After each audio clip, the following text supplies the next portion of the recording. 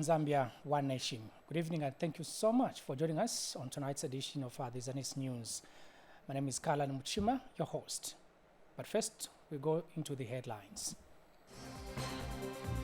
Fire sweeps through Kapiri Girls' STEM school dormitory. Government calls on cooperating partners to support locals to explore the mining sector. 24 Chirundu road traffic accident victims to be laid to rest tomorrow. And in sports, chess tournament attracts 80 pupils from Zambia and Zimbabwe. Those are the headlines, and now the news in detail. Fire has swept through a 45-bed capacity dormitory at Kapiri Technical Girls STEM School, destroying the entire infrastructure and pupils' property. The fire, which started around 2050 hours last night from one of the hostel cubicles before spreading to other areas, is believed to have been caused by an electrical fault. No casualty has been recorded, as the pupils were studying in their classes at the time the fire started. Here's a report. Pupils in despair watching their property go up in flames in a fire that has swept through their hostel at Kapiri Girls Technical STEM School. The fire, believed to have been caused by an electric fault around 2050 hours last night, started while the pupils were away for prep. I saw smoke coming from the northern courtyard where we had the fire. So I said, could it be this fire? Is it coming from the incinerator or maybe it's the pit? So when I reached the gate, I met two girls coming from the same dorm running. Then they claimed that they went to get their jerseys. They had left it because it's cold. And they even said, there is fire there. I said, I've also seen, that's where I'm going. Kapiri District Commissioner Francis Asalama, who rushed to the scene, found the Council Fire Brigade making frantic efforts to put out the fire. Windows of the dome are cracked because of fire. When you look at inside the beds, the bunkers, they are made of wire. When fire goes on that, you can see that they will be now very, very weak. All these will require to be redone quickly. One thing I'm happy is that the fire tender response was very good, and they really fought to the extent that now the fire is put off. The school administration has appealed for help as the affected pupils have lost everything in the fire. We need to find ways of continuing with our learning. They've lost all the books, the uniforms, and also the warm clothing which they should have in this area which is very cold. We are hoping that DMMU can come into play the quickest, because the children do not have anything to use as from this moment. Carlos Wunda, Zanis, Kapiri. From that sad news, we take you to Luapula Province, where the Provincial Deputy Permanent Secretary John Mwansa says government has been consistent in releasing operation grants to schools in the province. Mr. Mwansa, however, notes that this does not stop schools in the region to be engaging in extra income generating activities through production units. More in the following report.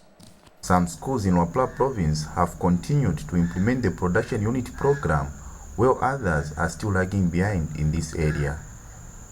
Holy Trinity and Master Secondary Schools are some of the schools that are doing well in production unity. The provincial administration in Luapula Province wants all schools in the province to start taking production unity seriously, as it can help them to raise extra resources for youth. You see, we need to reach a level whereby schools are able to sustain themselves, not always crying for grant. If the grant has a delayed, hopefully you start crying. But if you have something that you can rely on, even when the grant delays, you are able to sustain running the school. That's right. Fortunately enough, in this government, I think we are funding, we are able to the task.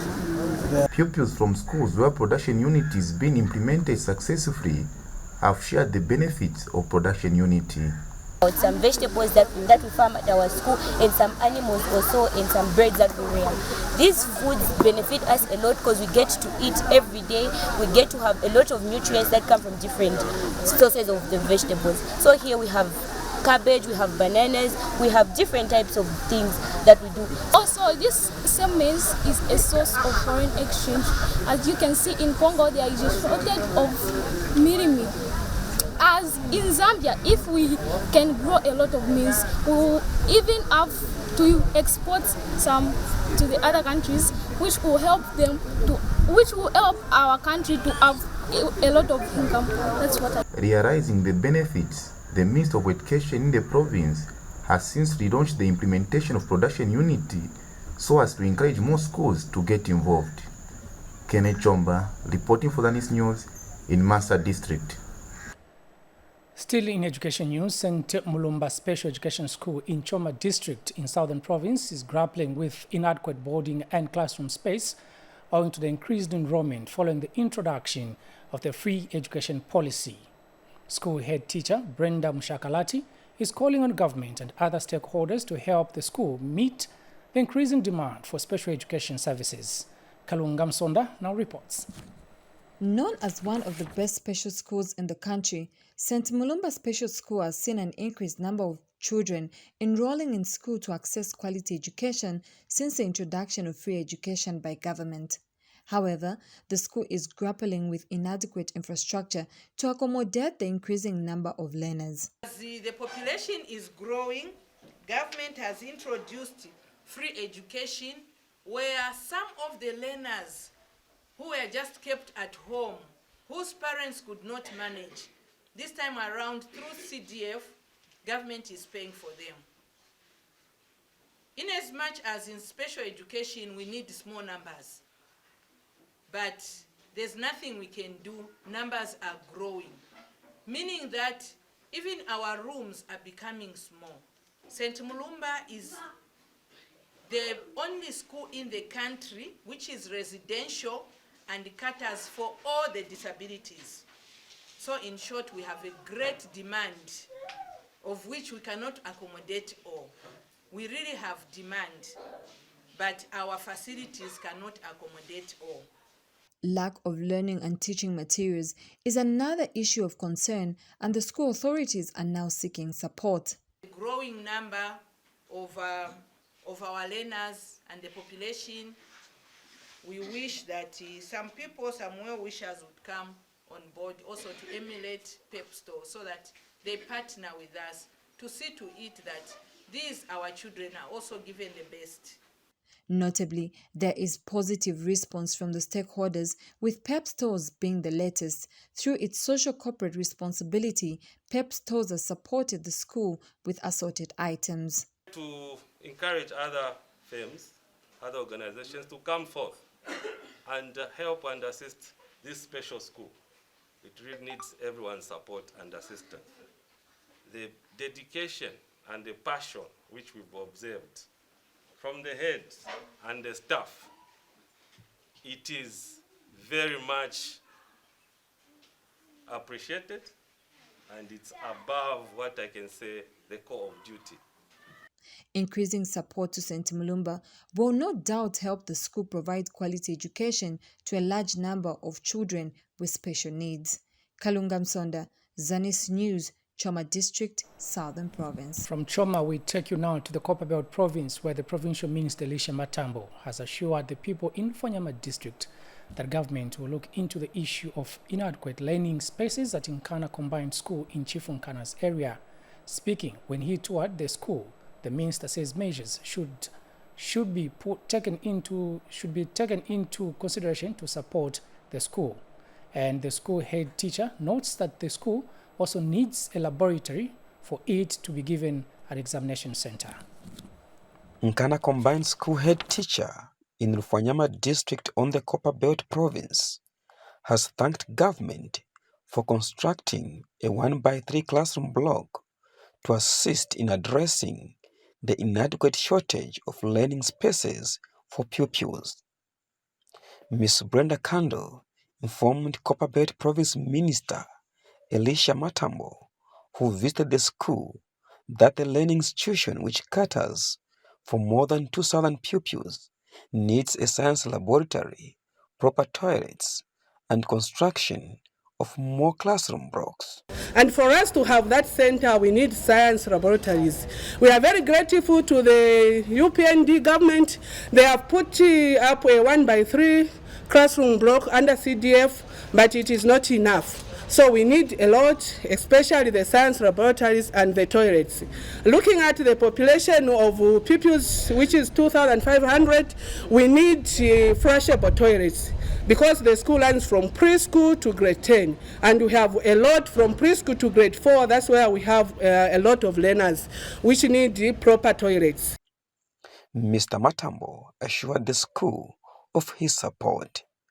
So the DC for Kalushi, DC for Lufwanyama, myself, we will make sure that at least either the abortion block or the science laboratory is sorted out. Especially I can see the zeal you have to try and have a learning institution which has almost everything for our children. So we will try to look into that. And I think one day I'll come back and officiate at the handing over of one of those bills.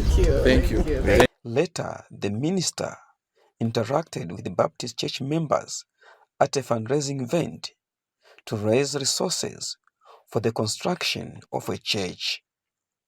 Mr. Matambo also appealed to the church to be part of the government's empowerment programs. And I want to implore the membership of this church to take full advantage of these empowerment facilities. Answers to the question as to why the church and its membership have not taken full advantage of goodwill from its government.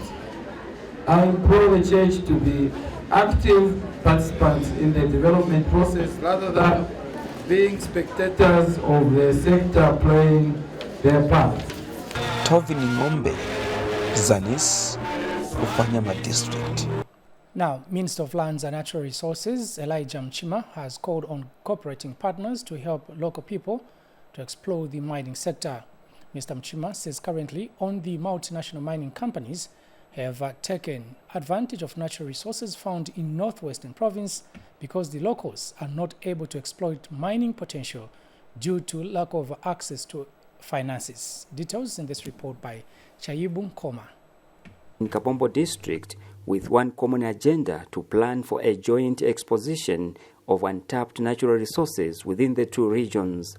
During the deliberations, the delegate wondered why their regions have remained poor despite having huge mineral deposits buried on their soil, hence the expo. The planning meeting is graced by two ministers, Elijah Mchima, Minister of Lands and Natural Resources, Northwestern Province Minister Robert Riefu, and his Permanent Secretary, Colonel Granson Katambi. Which country? We've got so many rivers, so much water. Water is life, water is everything. But we are not utilizing it. Then we are looking for investors. Sure, to cultivate cabbage, you need an investor.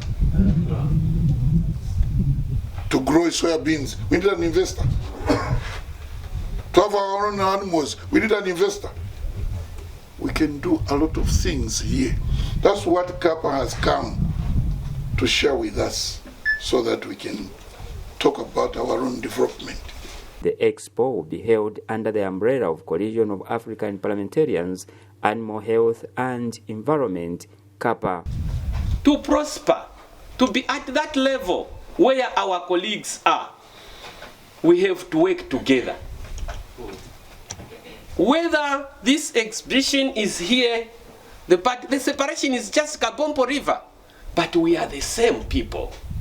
Let us work together for the benefit of the Zambian people, for the benefit of the people of Western and Northwestern Province. Maria Chila Lyson is Lukulu Council Chairperson. Northwestern and Western Provinces, which will have been lagging behind too much. in terms of developments. And also we are talking about our bridge here at Kabompo River. We expect that bridge to be done as we have been promised by the President that is going to put a bridge for us there. We thank the New Dawn government for the works that it's doing. The expo, which will be held from 20th to 24th September this year, is envisaged to woo both local and international investors to exploit areas that have not yet been touched. For Zanis News, I'm Chebun Koma in Kabompo District, Northwestern Province. Now, Central Province Minister Credo Nanjua says measures should be taken to fully operationalize Mukolaekwa Livestock Breeding Center. Mr. Nanjua, who toured the facilities, concerned that the center, which has a potential to house 1,000 cattle, is operating at 10%. More in the following report.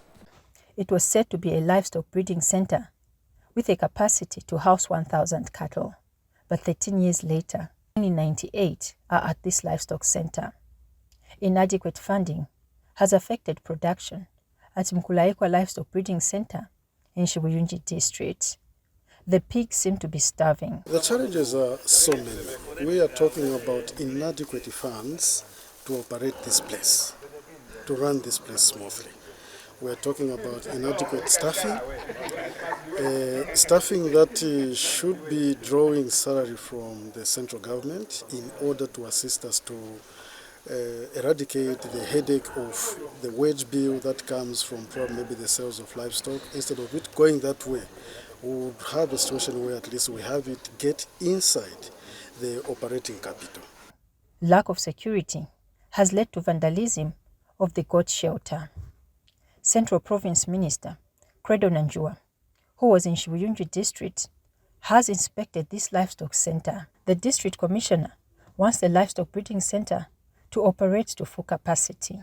This project for the people of Shibuyunji means a lot. It will enhance their economic activities, as we have seen that Shibuyunji is something to do with livestock. We rely on livestock.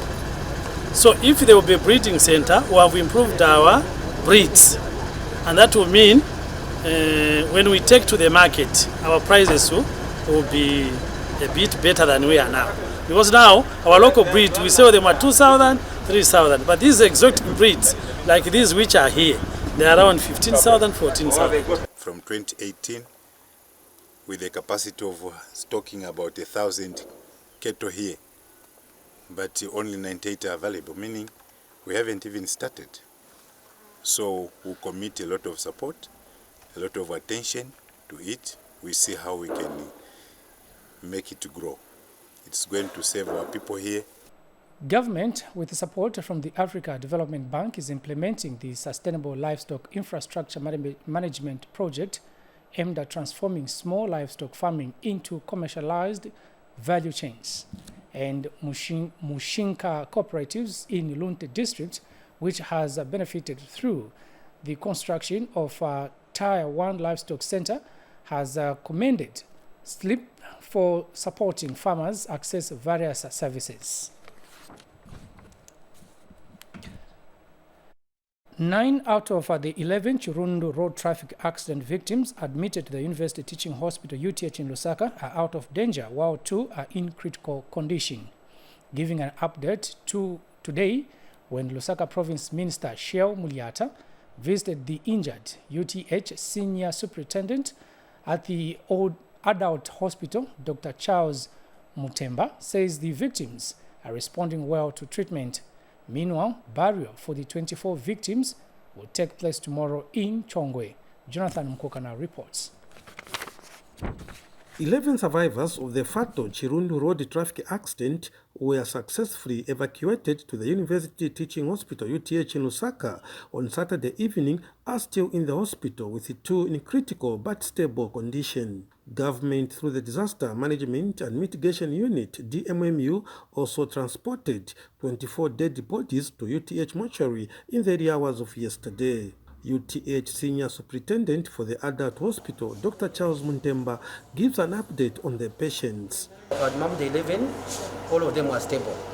As you have seen, 2 are in ICU, and from the look of things, they are stable enough. Within a period of time, we can evaluate them to see whether we can see them as outpatient or not.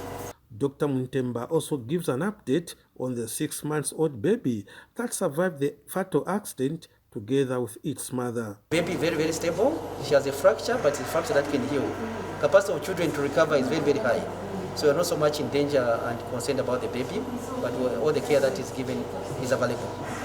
Lusaka Province Minister Shehu Mudiata visited the hospitalized Chirundu accident victims. Give me joy to come here, find that our patients are feeling much better in a very clean environment, and they've all said they've been given drugs and they're looking forward to going home.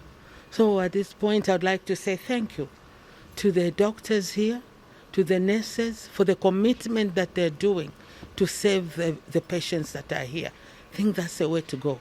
At the same time, I'd like to say my condolences to the bereaved families that have lost their beloved ones through these accidents.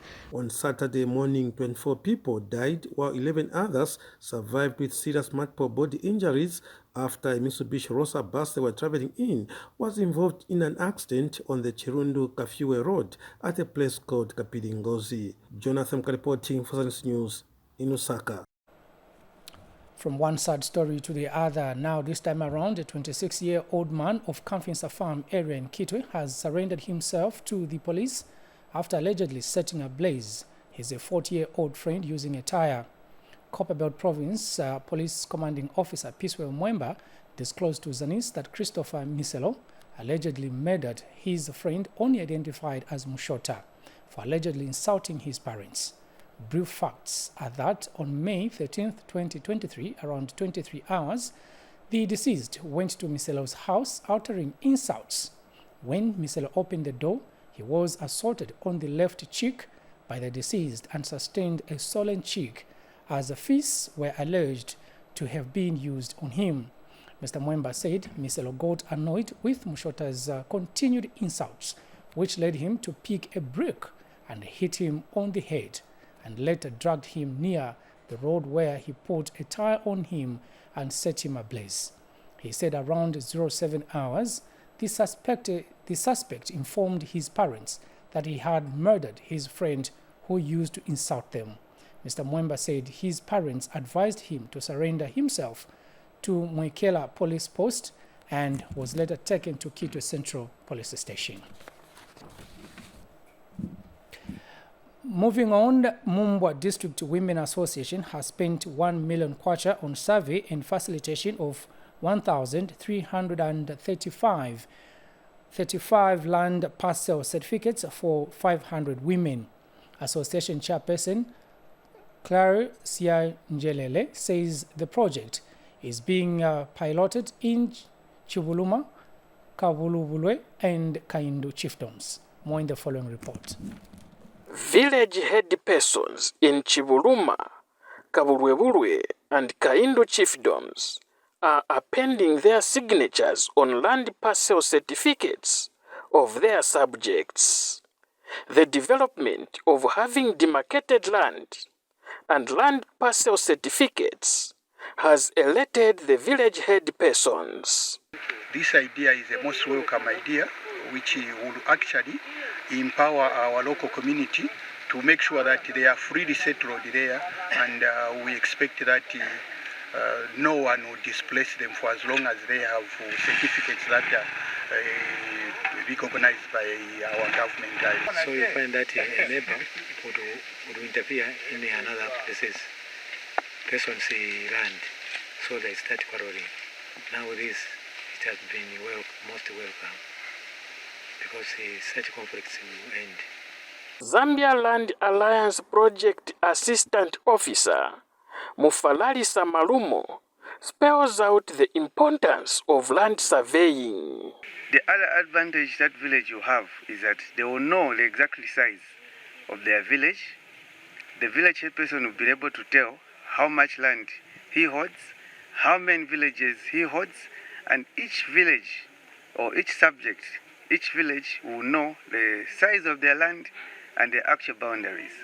It also improves the markings in terms of the boundary markings. Meanwhile, Mumbwa Women Association chairperson Claire Sianjelele now states the source of the financial support. Funding from We Effect, which is coming through the Swedish embassy, also paid for these land parcels. 1 million kwacha was spent for the farmers in Mumbwa. We have 12,300 members, and out of these 12,300, we have 1,500 to benefit, though currently we have certificates which are out 1,335.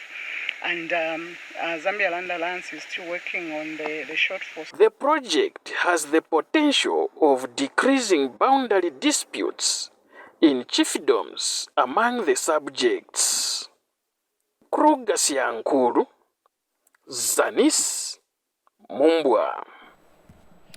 We now take you to Luapula province, where the local authority in Mwense district has handed over more than 2 million kwacha community empowerment loans to 26 entrepreneurs under the 2022 Constituency Development Fund, CDF. Town Council Public Relations Officer Jennifer Mapundu says the loans are meant to support small entrepreneurs with investment capital. Lewis Changwe has the rest of the details in this report. At least 26 small and medium entrepreneurs from Mambrima and Mwense constituencies who applied for the Constituency Development Fund, CDF community empowerment loans from the local authority have received the funds. Council Public Relations Officer Jennifer Mapundu disclosed the development to Zanis in Mwense. So Mwense Town Council has disbursed a total of 2,983,100 in loans to 26 recipients for both Mwense and Mambirima constituencies of Mwense district for the 2022 Constituency Development Fund CDF Empowerment Component. A total of 1,538,000 has been disbursed to 14 recipients in Mambirima constituency, while a total of 1,445,000 was disbursed to 12 recipients in Mwense constituency. Deputy Council Chairperson Richard Chavala handed over the community empowerment loans to the beneficiaries. This occasion is very special because we also get to witness the first recipient of the empowerment loans, which the government intended to give entrepreneurs in order to support their investment capital. I would like to urge all the recipients of the loans to use them for the intended purpose. And the beneficiaries thanked government and promised to make prudent use of the funds. Especially for our business and construction, to let chula kwa pakalamba salo kita struggle. Pakustave raise impia kwa to push a project. Number with the coming of this empowerment, I think now we are at least can. Lewis Changwe, Zanis, Mwense. Now, government has reiterated that it remains committed to construct 110 palaces for the chiefs countrywide. Minister of Local Government and Rural Development Permanent Secretary for Technical Services Nicholas Piri says government will also complete construction of 90 palaces that have stood for the past 7 years. Speaking when he officiated at the swearing-in ceremony of 4 chiefs in the House of Chiefs in Lusaka today, Mr. Piri indicated that government has made a firm resolution to work with traditional leaders in promoting and delivering development to the people. He explained that traditional leaders are not in competition with government, but rather partners that complement the work of the government.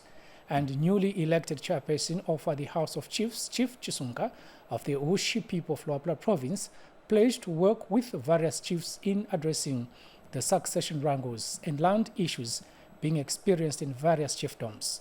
Chief Chisunga also pledged to work with the government of the day and avoid engaging in politics to avoid interfering with the development of the chiefs. This government, through the leadership of His Excellency the President, Mr. Hakainde Hichilema, has made a firm resolution to work with their Royal Highnesses in promoting development, delivering development to our people. The policy direction is that their Royal Highnesses are not competitors with government, but that rather that they are complementers. And so your leadership, Chair, is going to be critical to ensure that we as government and yourselves as traditional leaders pull in the same direction to accelerate the delivery of development to our people. This year, government has committed to embark on an ambitious journey of improving the accommodation, welfare for their Royal Highnesses, and we are going to construct 110 new palaces, and we are going to complete all the 19 palaces that have stalled for the past 7 years. And I was just swearing in today, so I need to study the whole 2 years which my fellow traditional leaders were doing. That's where I'm going to stay. I'm going to take it over from. Then I'll come up with something which can help traditional leaders in the communities, more especially succession language, as House of Chiefs. The way the government are telling us, we don't want traditional leaders to drag their traditional leaders when it comes to succession language into the courts of law. That one, I think we are going to work in it. The land issue. And some witchcraft act we want also to see to it, because, you know, we are working in the rural areas where we believe in that there's witchcraft. We are going to look into that. And as we come to the end of the news, some sports news. Project Chess Foundation Academy, in partnership with the Chris Flowers Chess Foundation, yesterday successfully held a one-day chess tournament at Hillcrest High School. The tournament, dubbed Third Flowers Chess Challenge, attracted 80 pupils from 17 schools from Zimbabwe and Zambia. Let's enjoy some sports. Chess is an emerging popular game for all ages, race, and sex in Zambia. Over the years, a lot of positive strides have been made to teach, develop, and promote chess in schools. Hillcrest High School, over the weekend, hosted the Third Flowers Chess Challenge that attracted the participation of children from both Zambia and Zimbabwe. Tournament sponsor Chris Flowers says it is gratifying to see kids from two sister countries come together and interact through chess. Well, this tournament is for kids in chess in Zambia and Zimbabwe, and I'm not sure how often they have this tournament, but it's really fun to see all the kids here playing. I think is great for any age. You know, like 1 billion people play chess, but it's also a great game for kids. Of course, it teaches you to think ahead, and to be, to be logical, and to use your time wisely, and to have the consequences of your actions, and it's just a lot of fun. Hillcrest High School, over the weekend, hosted the Third Flowers Chess Challenge that attracted the participation of children from both Zambia and Zimbabwe. Officiating at the event, Chess Federation of Zambia President Leslie Chikuse said the federation is committed to improving chess, especially in schools. Individual tournaments, but now they've adopted the plan which Chris has, Chris Flowers and so on. And now we are seeing that most of the tournaments are feeding. They are to do with schools and so on. But from the onset, the plan was, this was the plan. So at the Federation, we are very happy that Project Chess came along and invited us to be part of this event. And also just to mention that Project Zambia, in the last tournament which we had, the National Youth Chess Championship, they got 6 gold medals, and they got about 3 silver, and most of them have qualified for the Africa Chess Championship. Zimbabwe Chess Federation coordinator said he was thrilled with the hospitality in Zambia and looks forward to the next tournament. We enjoy the hospitality of Zambia, sister country, and we always enjoy coming here, and we always enjoy hosting our Zambian friends across the border. So we're looking forward to tournament again next year. Meanwhile, the best performing children were awarded with trophies and medals. Excited, I'm ready to play other huge tournaments. Honestly, it wasn't easy, but by the grace of God, all went well. Willing to do my nation proud. Zanis Sports, Livingston. On that chess note, we've come to the end of the Zanis news, but before we go, a quick recap of the headlines once again. Fire sweeps through Kapiri Girls STEM School dormitory.